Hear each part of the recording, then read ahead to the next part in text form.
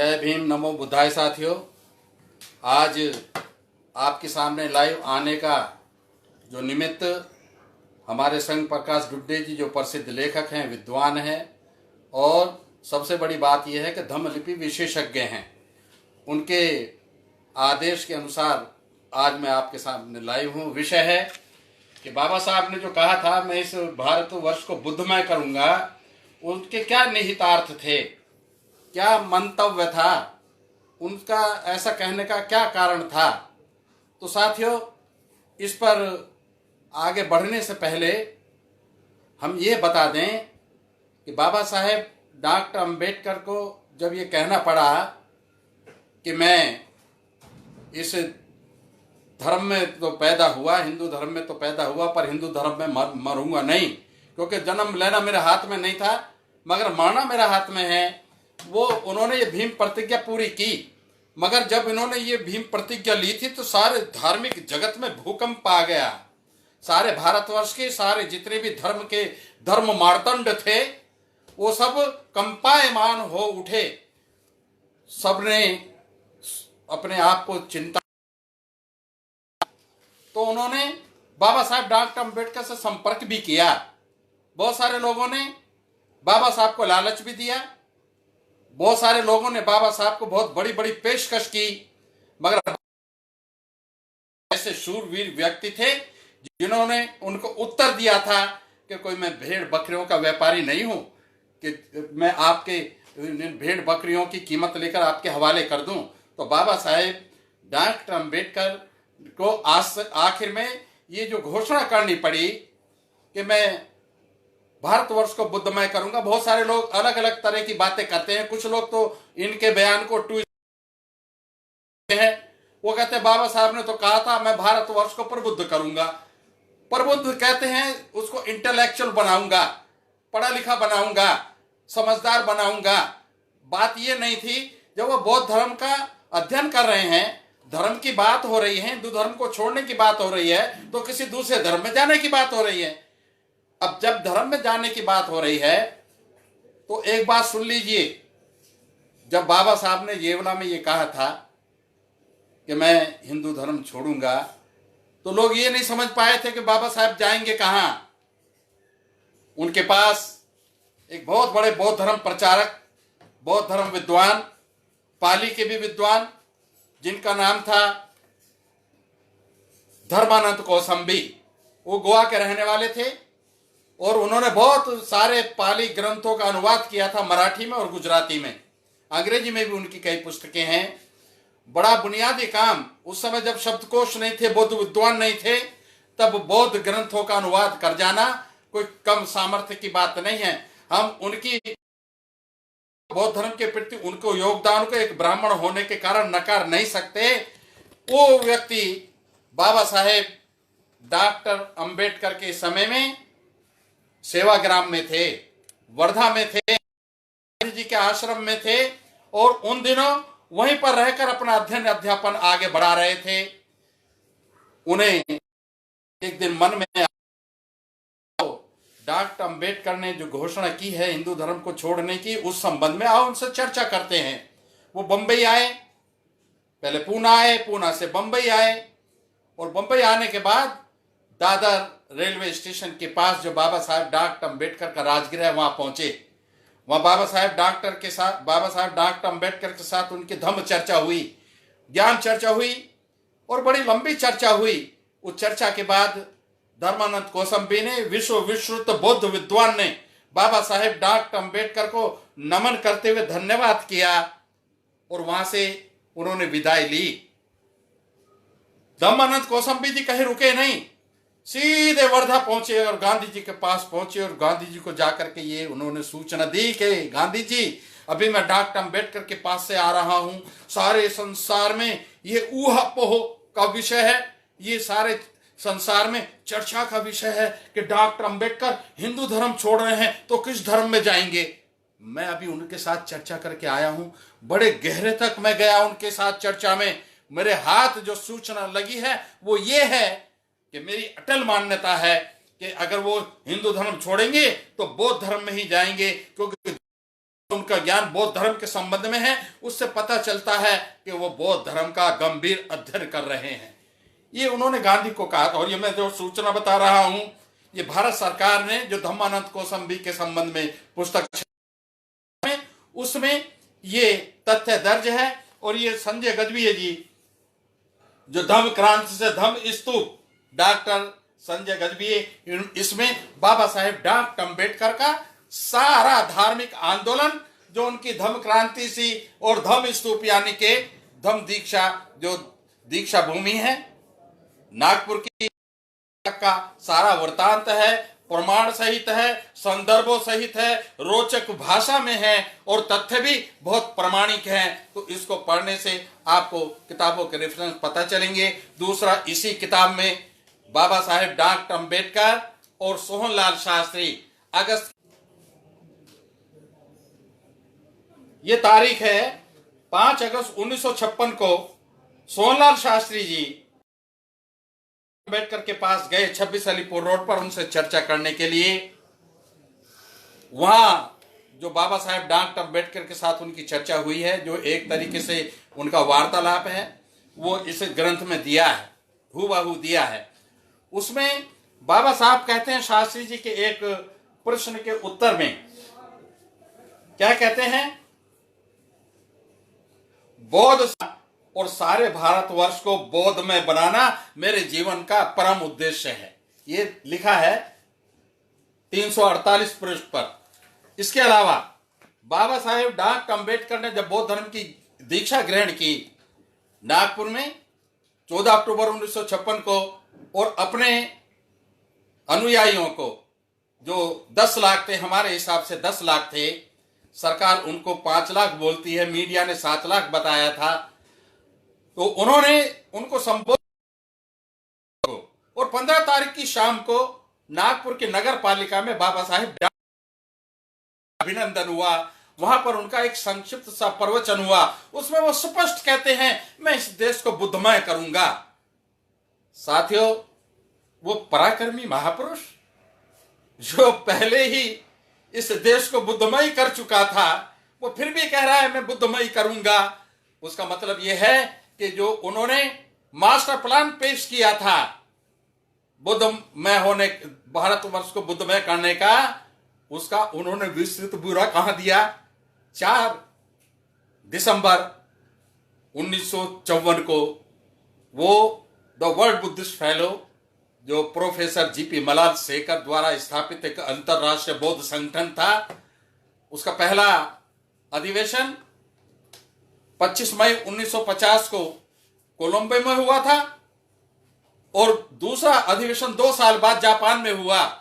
बाबा साहेब उस समय बीमार थे, बाबा साहेब उस समय इलेक्शन में भी इन्वॉल्व थे, इसलिए वो जापान के दूसरे सम्मेलन में नहीं जा पाए। मगर उन्होंने अपने निकट सहयोगी राजभोज जी को, पीएन राजभोज जी को उसमें भेजा था। उसके प्रमाण, उसके फोटोग्राफ्स हमारे पास हैं, और वो उस बात का प्रमाण है कि बाबा साहेब डॉक्टर अम्बेडकर के प्रतिनिधि के रूप में पीएन राजभोज जी गए थे। एक तीसरा जो वर्ल्ड बुद्धिस्ट फेलो का सम्मेलन हुआ था, वो हुआ था बर्मा में, और चौथा काठमांडू में हुआ था। अब तीसरे सम्मेलन का जो आयोजन हुआ, और बाबा साहेब डॉक्टर अम्बेडकर ने वहां अपना युगांतरकारी जो प्रवचन प्रस्तुत किया, वो प्रत्येक भीम अनुयायी को, प्रत्येक नवदीक्षित बुद्ध को पढ़ना चाहिए। उसमें बाबा साहब कह रहे हैं, मैं भारतवर्ष को बुद्धमय कर चुका हूं, मैं भारतवर्ष की मुद्रा पर सम्राट अशोक का राष्ट्र चिन्ह स्थापित करा चुका हूं, मैं अपने राष्ट्रीय पताका में, राष्ट्रीय ध्वज में सम्राट अशोक का धम्म चक्र स्थापित करा चुका हूं, मैंने राष्ट्रपति भवन में, अशोक हॉल में भगवान बुद्ध की खड़ी हुई विशाल काय बुद्ध प्रतिमा, जो संसार की सबसे सुंदर खड़ी हुई मूर्ति है, जिसे अंग्रेजी में पीस ऑफ बुद्धा, उसको स्थापित कराया है। मैंने उस प्रतिमा के ऊपर पाली में धम्मचक पवन संसुत्त का वो सूत्र अंकित कराया है, जो लिखा है, धम्म चक्क पवतनाए। मैंने राष्ट्रपति भवन में राष्ट्रपति के आसन के पीछे सम्राट अशोक की 4 शेरों वाली मूर्ति स्थापित की है। और ये 4 शेरों वाली मूर्ति कहां से आई है? ये सम्राट अशोक की सारनाथ स्थित धम्म स्तंभ से आई है। तो उन्होंने कहा था, बर्मा में जो करीब 30 देश के बौद्ध प्रतिनिधि वहां उपस्थित थे और भारी संख्या में बौद्ध भिक्षु उपस्थित थे, उनको कहा था कि मैंने भारतवर्ष की मुद्रा में भी 4 शेर की मूर्ति का समावेश करा दिया है। ये मैंने भारतवर्ष को बुद्धमय, संवैधानिक रूप से बुद्धमय करने का काम किया है। और उन्होंने बर्मा वासियों को कहा था, ऐसा तो बाबा साहेब डॉक्टर अम्बेडकर ऐसा वीर धीर पराक्रमी पुरुष ही कह सकता था। कहने लगा, ऐसा आपने भी अपने देश में नहीं किया होगा। वाकई उन्होंने भी नहीं किया था। तो साथियों, ये बाबा भारतवर्ष को बुद्धमय बनाने का अपना रोड मैप बर्मा रंगून की 3री कॉन्फ्रेंस में प्रस्तुत किया था। वहां हम उसका अध्ययन कर लें तो बड़ा अच्छा रहेगा। बाबा साहेब डॉक्टर अम्बेडकर बौद्ध धर्म क्यों अख्तियार करना चाहते थे, क्यों ग्रहण करना चाहते थे? क्योंकि जब बचपन उनका था, बड़े अभावों में, बड़े पक्षपात, बड़ी छूतछात, कदम कदम पर, जैसे आजकल कोरोना के समय में कोई किसी के पास जाते हुए डरता है, इसलिए कि उसे अपनी जान प्यारी है। मगर बाबा साहेब डॉक्टर अम्बेडकर से जो लोग दूर दूर रहते थे या डॉक्टर अम्बेडकर को दूर दूर करते थे, वो खाली इसलिए नहीं कि उनको कोरोना की तरह उनसे मरने का डर था या बाबा साहेब बीमार व्यक्ति तो ना, क्यों कि ऐसा करने से, ऐसा करने वाला व्यक्ति जातिवादी होता है और ऐसे व्यवहार करने से वो अपने आप को गौरवान्वित महसूस करता है। इस बीमारी के कारण बाबा साहब को अपनी छात्रावस्था में ही ये पक्षपात झेलने पड़े थे। धन्य हो गुरुजी professor Arjun Keluskar, not professor, गुरुजी अर्जुन कैलुस्कर, जो बाबा साहेब डॉक्टर अम्बेडकर की कॉलोनी के पार्क में आया करते थे। उधर बालक डॉक्टर अम्बेडकर भी पार्क में जाया करता था और उनकी अच्छी दोस्ती बनी। वो व्यक्ति बहुत बड़ा समाज सुधारक था, यद्यपि वो भंडारी जाति का था। भंडारी जाति महाराष्ट्र की एक ऐसी जाति है जो ताड़ के वृक्ष से ताड़ी निकालकर बेचती है। हमारे धनंजय कीर्ति भी उसी जाति के थे। मेरा कहने का मतलब यह है कि वो व्यक्ति को ब्राह्मण समझते हैं, ऐसा नहीं था। मगर एक बात बहुत बड़ी उनके अंदर गुण था, वो ये था कि वो सत्य शोधक समाज के अथक प्रहरी थे, उसके सैनिक थे, उसके कार्यकर्ता थे, समाज सुधारक थे, प्रखर बुद्धिवादी थे। उन्होंने जब बालक अम्बेडकर को पार्क में आते जाते देखा, उनकी गंभीरता को देखकर, उनके ललाट के तेज को देखकर वो उनसे न केवल प्रभावित हुए, उनसे गुफ्तगू भी करने लगे। इस गुफ्तगू का दौर अभी चल ही रहा था, तभी बालक अम्बेडकर जिसने 10वीं की कक्षा की परीक्षा दी थी, उसका परिणाम आया और उस परिणाम आने पर डॉक्टर अम्बेडकर भीमराव अम्बेडकर अच्छे अंकों से उत्तीर्ण हुए, पास हुए, कामयाब हुए। अरे कैलुस्कर ये बात सुनकर, ये बात जानकर गदगद हो गए और वो कहने लगे, अरे भीवा, अरे भीवा, भीमराव को शॉर्ट में भीवा कहते थे घर में भी और उसके मित्र लोग भी। इसलिए गुरुजी अर्जुन कैलुस्कर जी भी उन्होंने कहा, अरे भीवा, ये तो बहुत बड़ी उपलब्धि है तेरे समाज में। तुझे पता है तू पहला 10वीं पास बच्चा है, तू पहला 10वीं पास विद्यार्थी है। पूरे किसी ने भी 10वीं पास आज तक नहीं की। आज मेरा मन कर रहा है मैं तेरे पिताजी से मिलूं। बात हम अपने विषय पर आ रहे हैं। वो जब घर गए और सतपाल जी से मिले, उन्होंने उनसे कहा कि बेटे ने बहुत बड़ी उपलब्धि की, आप इसका सम्मान कीजिए, मैं पूरी मदद करूंगा। उन्होंने मना कर दिया, नहीं, बच्चे का दिमाग चढ़ जाएगा और वो पढ़ने से विमुख हो जाएगा। उन्होंने कहा, ये जिम्मा आप मुझ पर छोड़ो। उनका सम्मान हुआ। उस सम्मान में गुरुजी ने, अर्जुन कैलुस्कर जी ने स्वयं लिखित एक बुद्ध जीवनी उनको भेंट की, जो मराठी भाषा में थी। बुद्ध चरित्र उसका नाम था। उन्होंने, कैलुस्कर जी ने शिवाजी के बारे में भी एक किताब चरित्र लिखा था, फुले के बारे में भी लिखा था। मगर बुद्ध का ये चरित्र बाबा साहेब डॉक्टर अम्बेडकर घर जाते ही उसी दिन उन्होंने अध्ययन करना आरंभ कर दिया, और जो है उन्होंने किताब समाप्त की, फिर दोबारा पढ़ा, और उस ग्रंथ का पढ़ना क्या हुआ, वो तो उसी दिन से बाबा साहेब डॉक्टर अंबेडकर बनने तक बुद्ध के ही हो गए। उन्होंने परिवार में कबीर साहेब का प्रभाव था। वो जन्मना कबीर पंथी थे। कबीर पंथी का क्या मतलब है, वो आधे बुद्धिस्ट थे, ईश्वर को वो नहीं मानते थे, जितने भी धार्मिक कर्म कांड हैं, पाखंड हैं, उनको वो नहीं मानते थे। एक व्यक्ति के और एक व्यक्ति के बीच में जो भाईचारा होना चाहिए उसके उसमें उनकी आस्था थी, इसलिए आधे बौद्ध तो वो पहले थे। मगर अर्जुन केलस्कर जी ने एक ऐसी चिंगारी प्रज्वलित की कि वो बुद्ध के होकर रह गए। साथियों, ये पहला प्रकरण है बाबा साहेब डॉक्टर अंबेडकर का बुद्ध धर्म से जुड़ने का।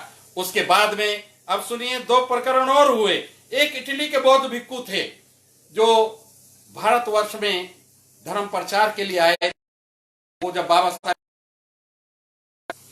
कि मैं हिंदू धर्म त्यागूंगा और कोई नया धर्म ग्रहण करूंगा, तो सब धर्म के लोग बाबा साहेब डॉक्टर अंबेडकर को प्रलोभन देने लगे, उनसे बात करने लगे। बाबा डॉक्टर अंबेडकर को कहने लगे, ये मुझको इस तरीके के प्रलोभन दे रहे हैं कि इनके धर्म में कोई विशेषता नहीं है।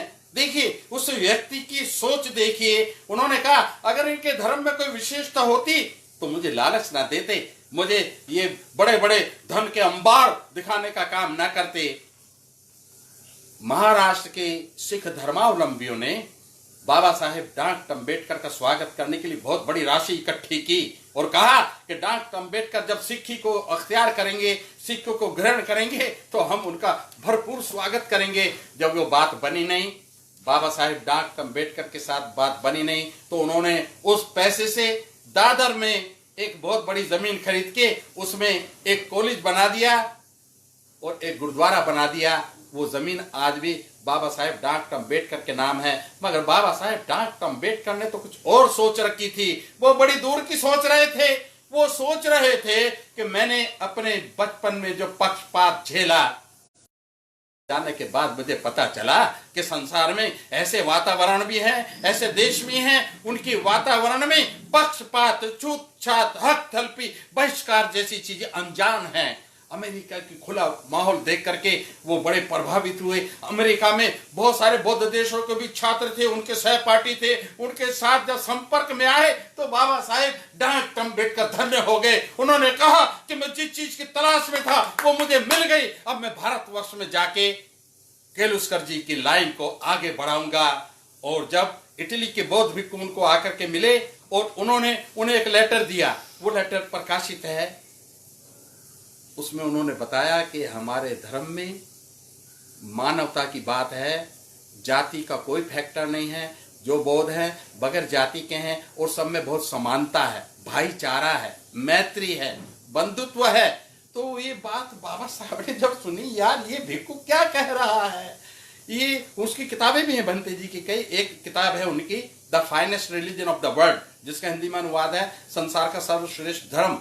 तो उन्होंने कि क्या बात कह रहा है, तो बाबा साहेब डॉक्टर अंबेडकर ने कहा कि चलो इनकी बात पर हम विचार करेंगे। तभी महाबोधि सोसाइटी सारनाथ से उनके जनरल सेक्रेटरी वली सिम्हा का पत्र आया बाबा साहब के नाम, और उन्होंने भी निवेदन किया कि एक बार आप बौद्ध धर्म का थोड़ा सा अनुकूल दृष्टि से अध्ययन कीजिए और देखिए आपको यहाँ बराबर का सम्मान मिलेगा, आपके साथ कोई पक्षपात नहीं होगा।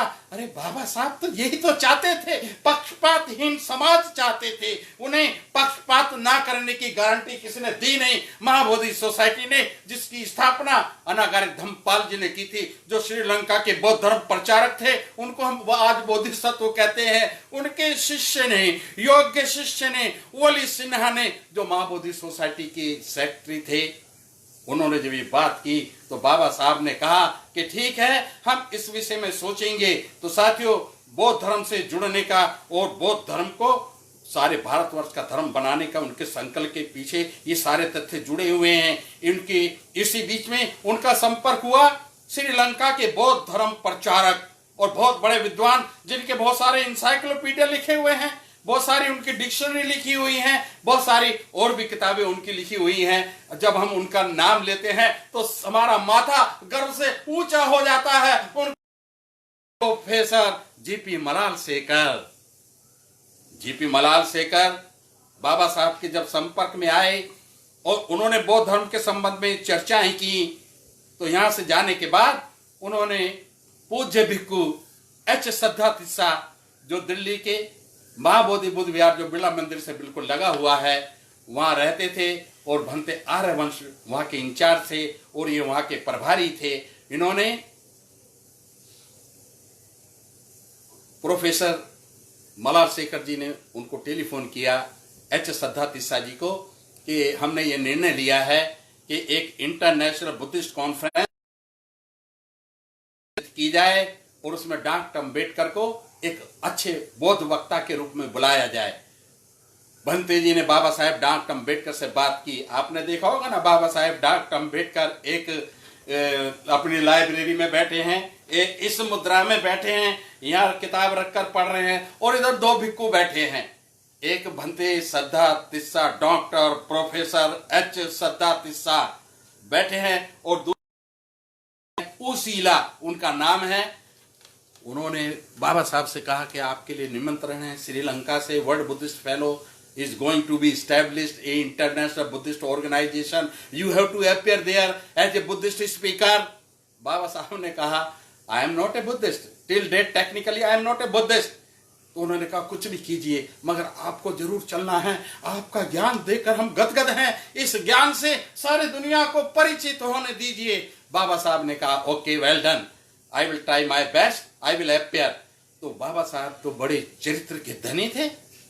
उन्होंने अपनी मैडम को बुलाया, सविता अम्बेडकर को बुलाया और सविता अम्बेडकर से कहा कि देखो, मुझे दुनिया के बौद्धों ने श्रीलंका में बुलाया है, 25 मई 1950 की बात है, तुम मेरे साथ चलोगी क्या? उन्होंने कहा मैं आपके साथ बंदी हूं, मुझे जहां लेके चलोगे मैं चलूंगी। ओके ठीक है। तो हम वहां जाने से पहले 5 शील ग्रहण करेंगे। तो वो क्या होता है कि 5 शिक्षाएं बुद्ध की, मैं अकारण हत्या नहीं करूंगा, मैं चोरी नहीं करूंगा, मैं व्यभिचार नहीं करूंगा, मैं झूठ नहीं बोलूंगा, मैं किसी भी तरह का नशा पत्ता नहीं करूंगा। ये 5 शील होते हैं ना। और ठीक है, तो बहुत अच्छी बात है। तो ये बात ध्यान देने की है कि 2 मई 1950 को एक अनोखी घटना घटी कि बाबा साहिब डॉक्टर अम्बेडकर अपनी अर्धांगिनी डॉक्टर सविता अम्बेडकर के साथ सुबह 6 बजे महाबोधि बुद्ध विहार पहुंचे, जो बिरला मंदिर से बिल्कुल सटा हुआ है। और इस अवसर पर समता सैनिक दल के 101 वॉलंटियर भी उपस्थित हुए। उसका वर्णन इस किताब में है और यह खबर लखनऊ के समाचार पत्र में छपी थी। वो संदर्भ भी गजबी जी ने इसमें दिया है। ये बड़े काम की किताब है, पढ़ने लायक किताब है। आप देखेंगे कि वहां प्रोफेसर श्रद्धा तिस्सा ने आकर के बाबा साहेब डॉक्टर अम्बेडकर को 5 शील प्रदान किए। तो साथियों, टेक्निकली हम कह सकते हैं कि बाबा साहेब डॉक्टर अम्बेडकर की पारिवारिक दीक्षा 2 मई 1950 को इस महाबोधि बुद्ध विहार में हो गई थी। श्रद्धा तिस्सा और आर्यवंशा जो बंगाल के थे उनके हाथों, मगर सामूहिक धम्म दीक्षा वो 14 अक्टूबर 15 अक्टूबर 1956 को नागपुर की पवित्र भूमि में हुई थी। ये घटना घटी। मगर जब बाबा साहेब डॉक्टर अम्बेडकर अपनी पत्नी और राजभोज के साथ कोलंबो गए तो वहां क्या देखा, भतंत आनंद कौशल्यान वह पहले से मौजूद थे और वो जो वाइस प्रेसिडेंट मंडल था वहां का, उस कॉन्फ्रेंस का, उसके वो सदस्य थे। वहां पर भंते शासन रश्मि जो सारनाथ में जिन्होंने अपना जीवन बिताया था और सारनाथ में जिन्होंने अपना अंतिम सांस लिया था, वो भी वहां पर थे और श्रामणेर के रूप में थे, वो भी बाबा साहब को वहां मिले थे। तो वहां 27 देश के बौद्ध प्रतिनिधि आए थे। वहां पर तिब्बत के लोग भी थे, थाईलैंड के लोग भी थे, फ्रांस के राष्ट्रपति की पत्नी भी थी और दुनिया के रंग बिरंगे परिधान पहने हुए बहुत सारे लामा, बहुत सारे भिक्खु अलग अलग प्रकार की वेशभूषा में वहां पहुंचे थे। बाबा साहेब डॉक्टर अम्बेडकर भारत से पहुंचे थे और दुनिया के सबसे बड़े उद्भट बौद्ध विद्वान प्रोफेसर DT सुजुकी जो जापान के थे, ना केवल भाषाविद थे, ना केवल सफल अनुवादक थे, अपितु अनेकों ग्रंथों के रचयिता भी थे, उनके लेखक भी थे, वो भी वहां पहुंचे थे। और बाबा साहेब डॉक्टर अम्बेडकर की प्रोफेसर DT सुजुकी जी के साथ बड़ी लंबी चर्चा हुई थी। बाबा साहेब डॉक्टर अम्बेडकर को जब बोलने के लिए वहां खड़ा किया गया तो बाबा साहेब डॉक्टर अम्बेडकर ने जो प्रवचन दिया उस प्रवचन का शीर्षक बाद में तय हुआ, और वो शीर्षक ये है rise and fall of the Buddhism in India. उस प्रवचन को सुनकर सारा बौद्ध जगत अवाक रह गया। बाबा साहेब डॉक्टर अम्बेडकर की विद्वता का सबने लोहा माना और सबने एक मत प्रोफेसर GP बलरशेखर ने खड़े होकर तुरंत सारे बौद्ध प्रतिनिधियों से जो 27 देशों के थे और बहुत बड़ी संख्या में थे, सबके सामने हाथ जोड़कर खड़े हो गए और कहने लगे अगर आप सबकी स्वीकृति हो, अगर आप सबकी अनुमति हो तो हम क्या डॉक्टर अम्बेडकर को जीवित बोधिसत्व, लिविंग बोधिसत्व की उपाधि दे सकते हैं। सारे बौद्ध जगत ने जो वहां विद्यमान था और बाबा साहिब डॉक्टर अम्बेडकर की वैचारिक मनीषा से गदगद था, सबने हर्ष ध्वनि से समर्थन किया और बाबा साहेब डॉक्टर अम्बेडकर को उनके जीवन में पहली बार लिविंग बोधिसत्व की उपाधि मिली। उसके बाद और भी बहुत सारी घटनाएं वहां की हैं। जैसे मैंने बताया, वहां से आकर वो जापान नहीं जा पाए थे, मगर एक बात जरूर है कि जब बाबा साहेब डॉक्टर अम्बेडकर ने लखनऊ अपना काठमांडू में अपना भाषण दिया था नवंबर 1956 में, अपने परिनिर्वाण से करीब एक पखवाड़ा पहले, तो उस दौरान जो समाचार है वो ये है, उन्होंने कहा था मैं यहां से जाकर 5 करोड़ लोगों की दीक्षा का प्रबंध करूंगा। मेरे समाज के बहुत सारे बच्चे बेकार की बातों में डिस्कशन में लगे रहते हैं, गंभीर काम करते नहीं। वो कहते हैं, वो तो कह रहे मैं 5 करोड़ करूंगा, और कोई कहता है मैं सारे भारतवर्ष को बुद्धमय करूंगा। अरे भारतवर्ष को तो बुद्धमय करेंगे, मगर इंस्टॉलमेंट्स में करेंगे ना। एक इंस्टॉलमेंट 5 करोड़ की हो गई, दूसरी भी 5 या 10 करोड़ की हो सकती है, उसमें परेशानी क्या है? इसमें तुनक मिजाजी का क्या मतलब है? तो बाबा साहेब डॉक्टर अम्बेडकर ने जो अपने विचार व्यक्त किए हैं, उन्होंने बर्मा के शासकों से भी संपर्क किया और उनसे कहा कि आपको बौद्ध धर्म को भारतवर्ष में पुनर्जीवित देखना है, उस भारतवर्ष का पुनर्जागरण देखना है, बौद्ध धर्म की पताका को उतुंग देखना है, तो आप हमारा सहयोग दीजिए और इस देश में बौद्ध धर्म प्रचारक केंद्र हमें बनाने हैं, बौद्ध धर्म प्रचारक केंद्र बनाने हैं, ट्रेनिंग भिक्खु ट्रेनिंग सेंटर खोलने हैं। ये 2 बातें थी। क्यों? बाबा साहेब डॉक्टर अम्बेडकर दुनिया, क्योंकि भारतवर्ष में तो भिक्खु संघ था टेक्निकली, और मगर भिक्खु बहुत कम थे। कितने थे? उंगलियों पे गिने जाने लायक। ज्यादातर विदेशी थे। विदेशी भी कौन? श्रीलंका के या बर्मा के। मगर वहां का जो उन्होंने अध्ययन किया था बौद्ध भिक्खुओं का, तो बाबा साहब की राय बौद्ध भिक्खुओं के बारे में ठीक नहीं थी। मगर क्योंकि हम जब त्रिशरण ग्रहण करते हैं तो उसमें भिक्खु संघ भी होता है, और लोग समझते हैं कि बाबा साहेब डॉक्टर अम्बेडकर ने जो भिक्खु बुलाए थे नागपुर में, वही भिक्खु संघ ना। जब हम कहते हैं ना संघं शरणं गच्छामि, उसका मतलब ये होता है कि संसार में पहले भी जितने भिक्खु हुए हैं वो, और आज जितने भिक्खु हम बौद्ध भारत बना सकते हैं। उन्होंने 16 दिसंबर 1956 में बंबई में धम्म की दीक्षा लेनी थी, और वहां भी साथियों 10 लाख लोगों के दीक्षा का प्रबंध किया जा रहा था। ये जो जौनपुर है अपना उत्तर प्रदेश में, यहां पर भी वो एक धम्म दीक्षा का कार्यक्रम करना चाहते थे, और वहां के बहुत सारे कार्यकर्ता जो अभी जीवित है, उनमें एक हमारे डॉक्टर माता प्रसाद जी जो पूर्व गवर्नर हैं, वो अभी अच्छे भले चंगे हैं, बौद्ध धर्म ग्रहण करें। हम बाबा साहेब डॉक्टर अम्बेडकर के बारे में जब अपने विचार करते हैं तो एक दुख प्रकट करते हैं, कहते हैं कि हाँ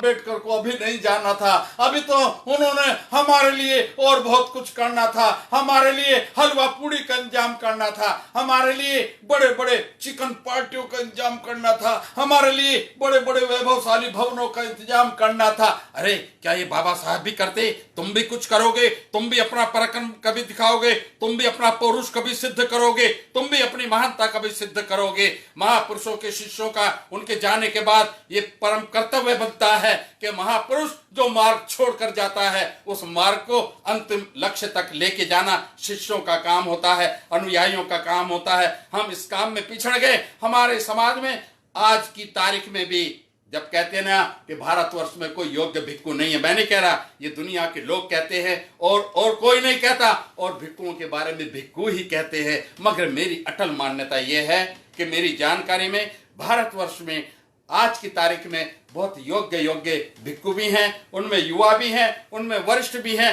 हाँ, ज्यादातर भिक्खु ऐसे हैं जिन्हें भिक्खु नहीं बनना चाहिए था, उन्हें बौद्ध धर्म पर कलंक लगाने का काम कर रहे हैं। ऐसे ऐसे बयान देते हैं कि हम उनका जवाब भी नहीं दे सकते, अपना सिर पीट कर बैठ जाते हैं। ऐसी दुखद स्थिति कुछ भिक्खुओं ने और कुछ संस्थाकारों ने आजकल एक बड़ा चलन चल गया है कि मेरे पास कोई पद जरूर होना चाहिए, और उस पद को ग्रहण करने के लिए चाहे कितना भी दुराचार अनाचार करना पड़े, कितनी भी आपस में नफरत बोनी पड़े, हम बोएंगे, पर हमारे हाथ में कोई पद आना चाहिए। और पद पर सजने के बाद क्या करते हैं? जब पद पर सज के बैठ गए तो वो अपने रिश्तेदारों को बताते, पता है मैं उस संगठन का अध्यक्ष हूं। अबे ये तो तूने बताया, मैं उस संगठन का अध्यक्ष हूं।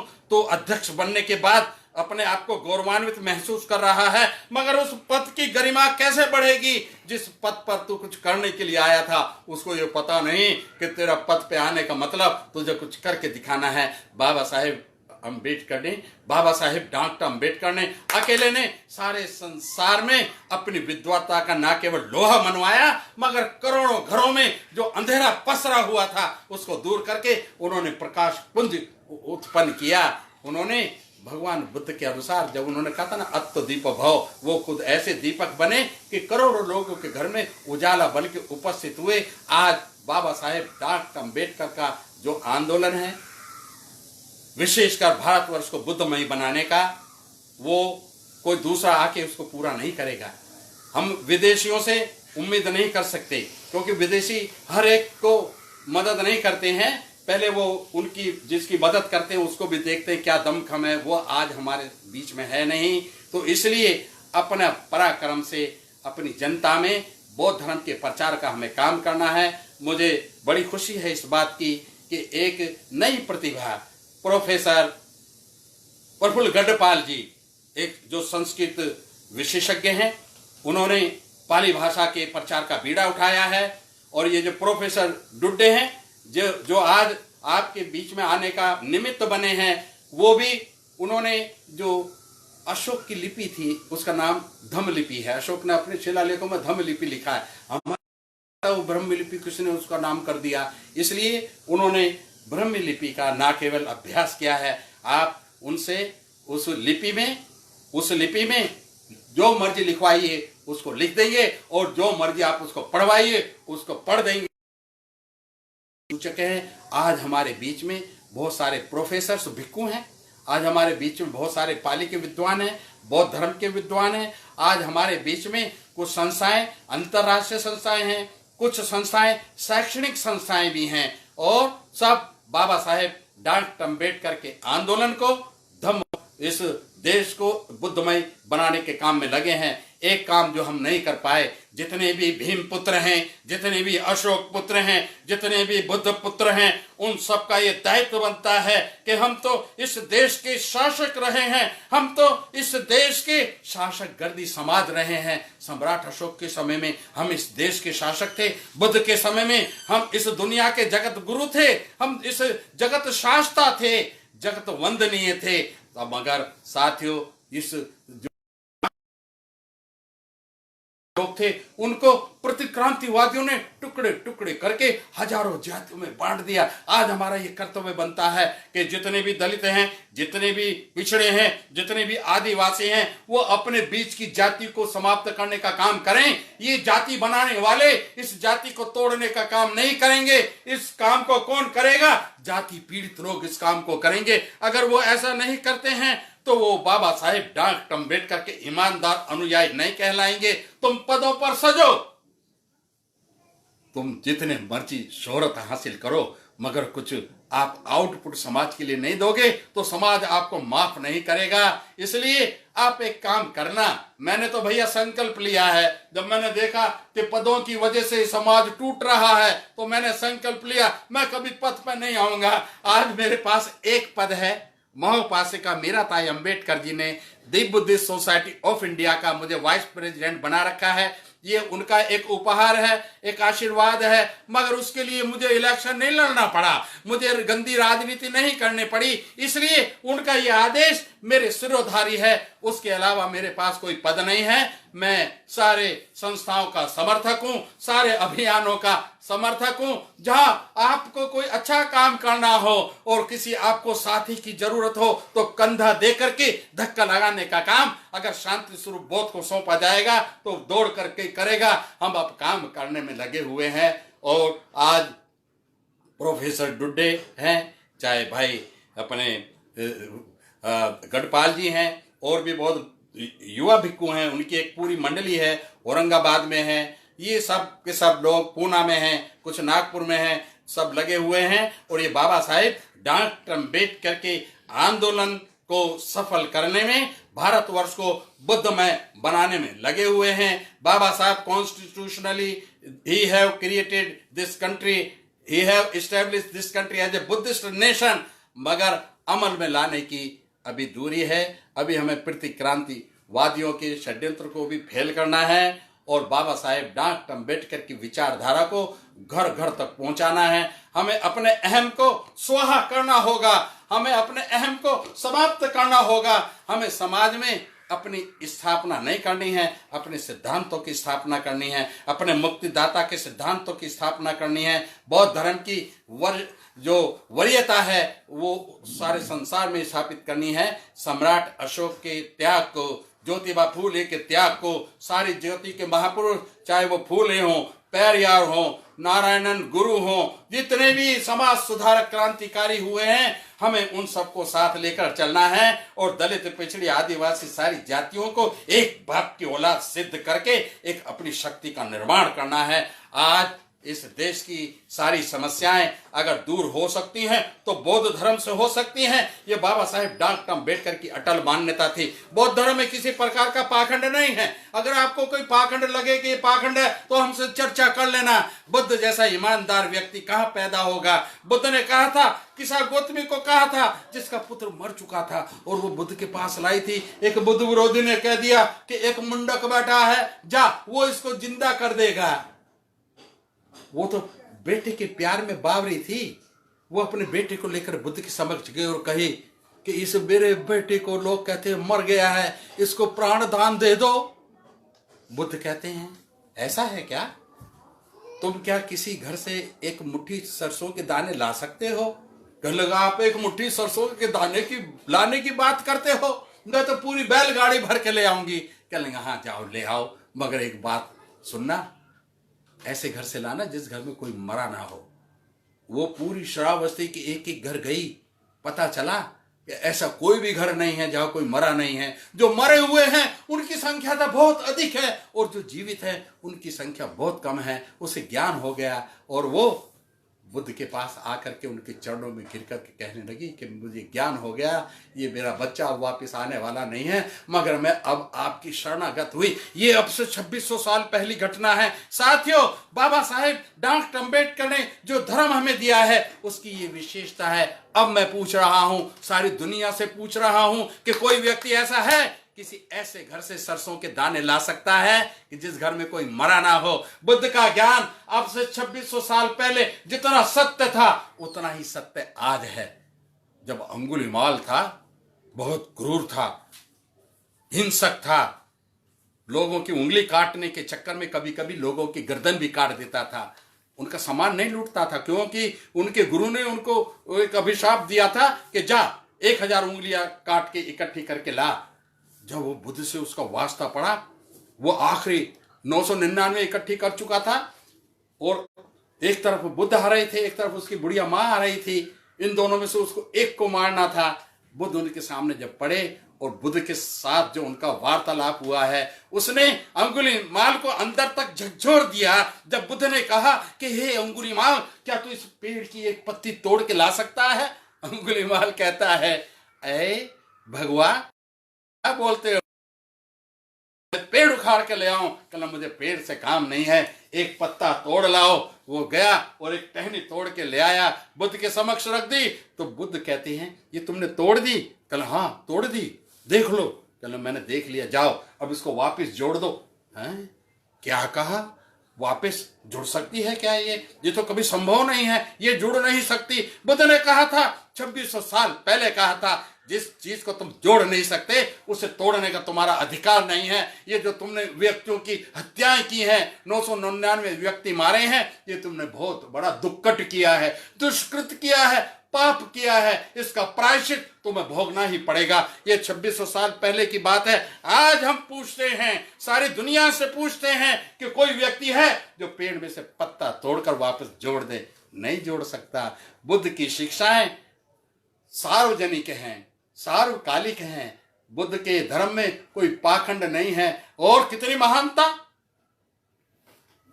ज्यादातर महापुरुषों ने कहा कि जो कुछ हूं मैं ही हूं और कोई दूसरा नहीं है, मगर बुद्ध कहते हैं ना, मैं कोई अंतिम बुद्ध नहीं हूं, मुझसे पहले भी बुद्ध हुए उनको नमन, और अनागामी आगे भी बुद्ध होंगे उनको भी नमन। कितनी बड़ी महानता है उनकी, जो ये कहते हैं कि मेरी बात को भी बगैर सोचे समझे मत स्वीकार कर लेना। और दूसरे लोग क्या कहते हैं, मेरी बात नहीं मानेगा तो मारो डंडा। तो ये बुद्ध के सिद्धांतों की उत्कृष्टता, ऊंचाई बाबा साहेब डॉक्टर अंबेडकर को लगा ये दुनिया को बचा सकती है, अकाल असमय बर्बाद होने से उसे बचा सकती है। इसलिए बाबा साहेब डॉक्टर अंबेडकर ने भारतवर्ष को एक सुदृढ़ राष्ट्र बनाने के लिए, बाबा साहेब डॉक्टर अंबेडकर ने भारतवर्ष के सारे मानव समाज को एक बाप की औलाद जैसा सुसंगठित बनाने के लिए, और सम्राट अशोक के समय में पता है भारतवर्ष कहां से कहां तक था? इधर अफगानिस्तान, तुर्किस्तान और इधर की सीमा तक, और उधर कश्मीर, ताशकंद, रशिया, वहां से लेकर कन्याकुमारी तक, ये सारा सम्राट अशोक का अखंड भारत था। तो बाबा साहेब डॉक्टर अंबेडकर जब अशोक की बात करते हैं, इसका मतलब वो भारतवर्ष को अखंड भारत, सम्राट अशोक का भारत देखना चाहते हैं। तो आज हम भी बाबा साहेब डॉक्टर अंबेडकर के इस आदेश को शिरोधारी करते हैं और कहते हैं हम भी इस भारत भूमि को बुद्धमय बनाने का भरसक प्रयास करेंगे, यथासंभव प्रयास करेंगे। उसके लिए अपना तन मन धन सबको निछावर करेंगे।